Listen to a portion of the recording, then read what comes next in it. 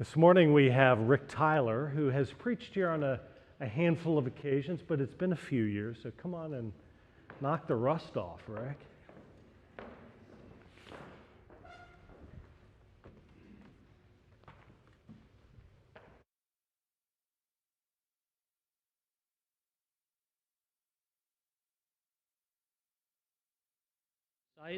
Lord, my rock and my redeemer. Please be seated. Good morning.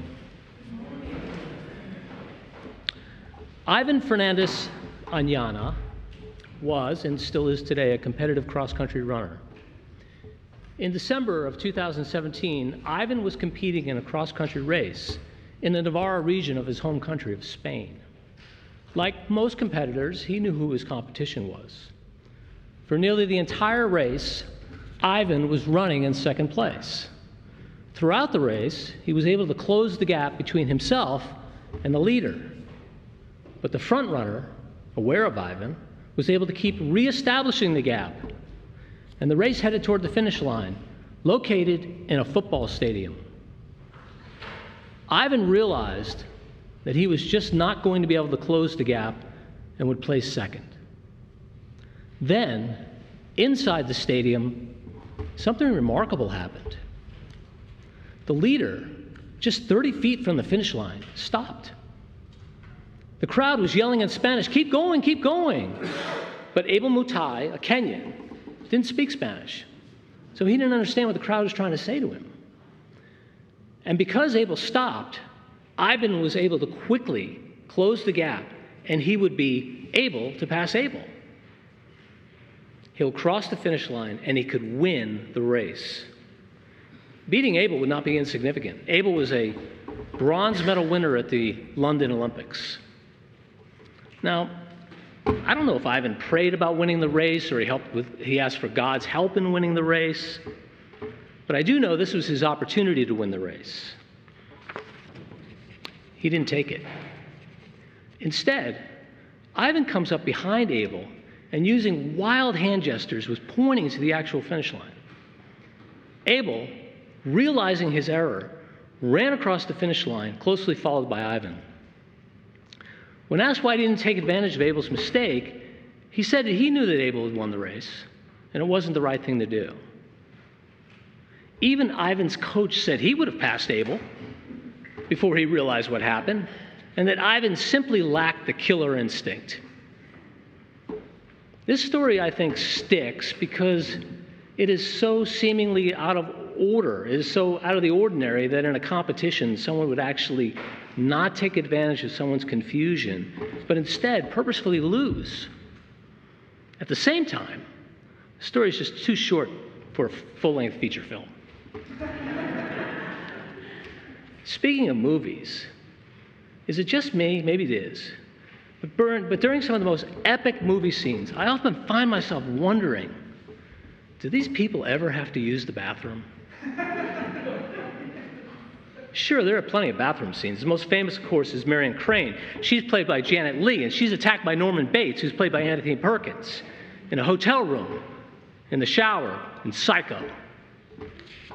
Then it was in a bathroom at the Overlook Hotel in Stanley Kubrick's The Shining, where Jack Torrance, played by Jack Nicholson, menacingly shouts, "Here's Johnny."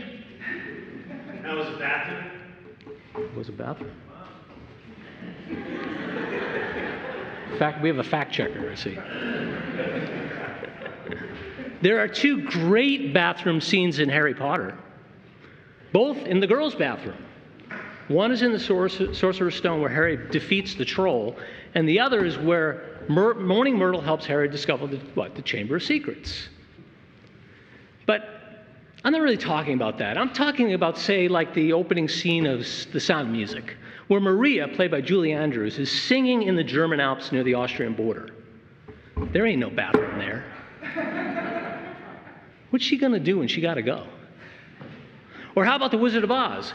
When finally reaching the Emerald City, the first thing Dorothy, played by Judy Garland, asks is, "We want to see the wizard," not, we need to use your bathroom."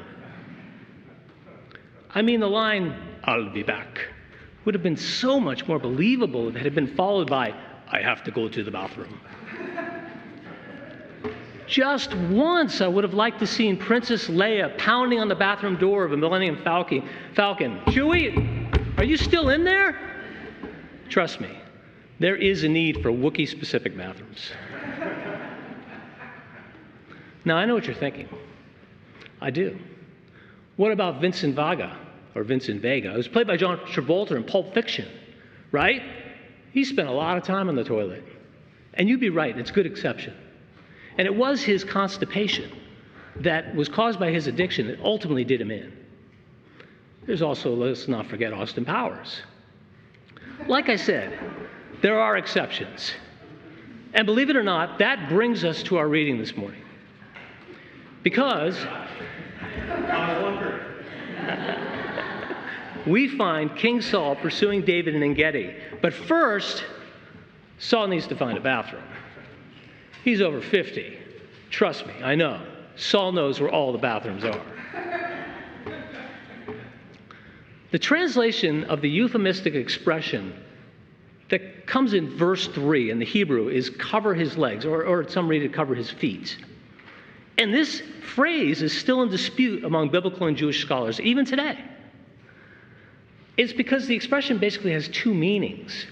One meaning is to evacuate one's bowels. Therefore, it's not a very tidy expression, is it? The other means to sleep.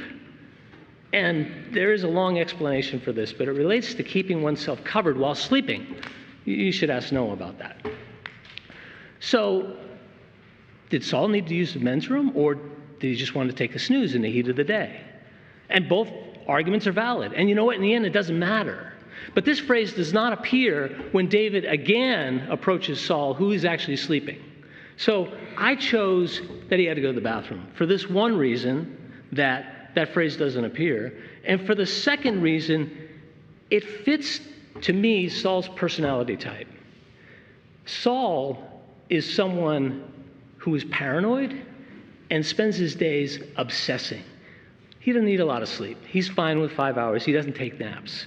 So I've roughly translated the Hebrew expression, in this case, to mean he's got to go number 2. Now, when I agreed to preach this sermon, I was not aware that Father Tom had left me to deal with all these genetic or hygienic details. And I wouldn't trouble you about them, except I spent a considerable amount of time studying the cultural habits and differences, of which there are many, of the ways in which people went to the bathroom in the ancient world. And it is fascinating. Endlessly. But there's a lot more going on here than Saul just having to go. So let's leave Saul at the entrance to the cave. Hold on, Saul. We'll be right back. So who is David, and why is Saul hunting him? No person is written about in the Bible more than David other than Jesus. No one is more loyal or dedicated to Saul than David, who has proven himself over and over again useful to the king. He'd advanced from playing a lyre, interesting word, this is the name of the instrument he played, to ease Saul's tormented soul, to an armor bearer, to a warrior who, after slaying Goliath, had one military success after the other. The people sing, Saul kills thousands, but they sing, David kills tens of thousands. Saul became jealous of David and allowed his jealousy to consume him. He became so paranoid about David to the point where he actually declares him an enemy. Now, historically, as a king, Saul is basically par for the course. He's insecure. He demands complete and total loyalty. He can't accept criticism. He has an inflated view of his capabilities. He constantly seeks praise, and he's certainly lived up to God's prediction of a king, but that's about it. As kings go, he's about average. But his obsession with David, who eats at his own table, leads him to repeatedly try to kill him. Time after time, he actually sends David out to the front in the war of the Philistines, hoping that he would inevitably be killed. David would do this same thing some years later. Yet David keeps on winning. Eventually, Saul's rage causes David to flee. which is how Saul ended up at the entrance of the cave. He's really got to go now. So Saul received some reliable intelligence that David and his men were in Engedi. It's hard to hide 600 men, but if you were to try, Engedi is actually the perfect place to do it. Engedi lies just west of the Dead Sea. It slopes up from the Dead Sea. It's a microclimate in the desert. It's tropical. It's green. It's lush. It has streams and waterfalls. It's a great place to write psalms. It's a paradise oasis. You'd be able to see an approaching army from a very long distance from Engedi. And it's also the perfect place to hide. It has lots of food and resources and caves large enough to shelter herds of sheep or goats or a small army. Now, Saul had just arrived in Engedi with 3,000 of Israel's finest fighting men to resume his hunt for David. But at this moment, he needs a bio break. So he enters the very cave that David and his men are hiding in. Coincidence? I don't think so.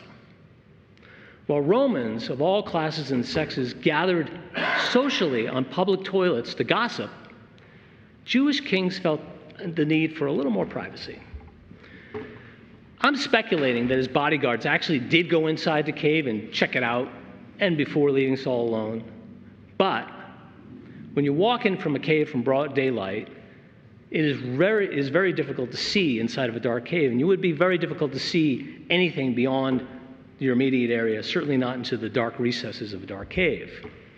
But it is from the pitch black that David and his men see clearly that God has delivered Saul into David's hands and the future that exists for them in a post-King David, King Saul world. In the ancient world, sadly, and in many places today, a change of power can often be recognized by the fact, that the parliament building or other government buildings are burning, or that the leader has just been killed.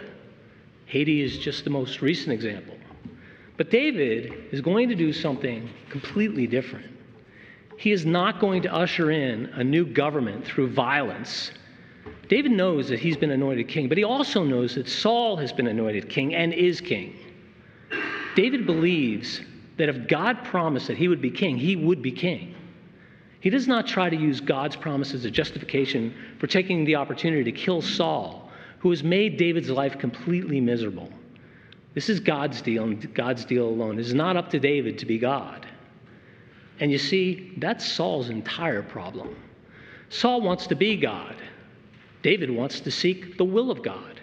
When we try to be God, we act like beasts. When we seek God's will, we act like Jesus. It's important to point out that not only does David not take the opportunity to kill Saul, but he severely rebukes his men for trying to convince him to do so. He uses all his leadership skills to get the men to try to get the men not to act. It's not a small thing. Saul has made life miserable for them too. And here is their chance to not only get rid of Saul, but be at the center of power of a new kingdom. Restraining his men would have been very hard to do. But David is not just their military leader. He's also their spiritual leader. Contrast that with Saul, who's actually afraid of his men. It was the fear of his men that caused him to disobey God and got him into the situation in the first place. When David cuts a small piece of cloth from the corner of his royal robe, he knew that he was not going to retreat into the safety of the cave. He was going to confront Saul to prove his loyalty, respect, and love. But he was also going to leave it up to God to deal with Saul. David's speech does work, and Saul is moved to tears. Staring at that piece of his robe in David's hand, Saul must have been reminded of Samuel's prophecy that the kingdom was going to be ripped from him as he tore Samuel's robe. Saul withdraws, but David does not return for him because David's looking for a change of heart in Saul, not just an emotional outburst of regret. David has passed the test. It is through his trials that David becomes king and spiritual leader of his people. He is a reflection of God. He is both an echo to Melchizedek, who served as high priest and king of Salem, Jerusalem, at the time of Abram, and whose name means king of righteousness, and a foretaste of what was to come, promised to him in 2 Samuel chapter 7, where God is going to establish from David an everlasting kingdom. Saul's armor bearer had become God's image bearer. David became king and effectively high priest with God's blessing. No, David wasn't perfect, but he always sought God's will, and he repented when he failed to meet God's standard. It would take 28 generations. But Jesus, recognized by even the demons as the Son of David, is the fulfillment of God's promise to David. His descendant, not unlike David the shepherd, similarly low in status from a small podunk town, but with a heart for God. You may not be hiding in a cave, even if it sometimes feels that way. So if you are tempted to run ahead of God, take advantage of someone else's mistake, seek glory for yourself instead of reflecting the true source of glory, stop, pray, listen, and wait. If you are ready to have God get on with his plan for your life, first, seek his will. Do you want to hear from God but are still waiting? You can. David shows us how. Amen.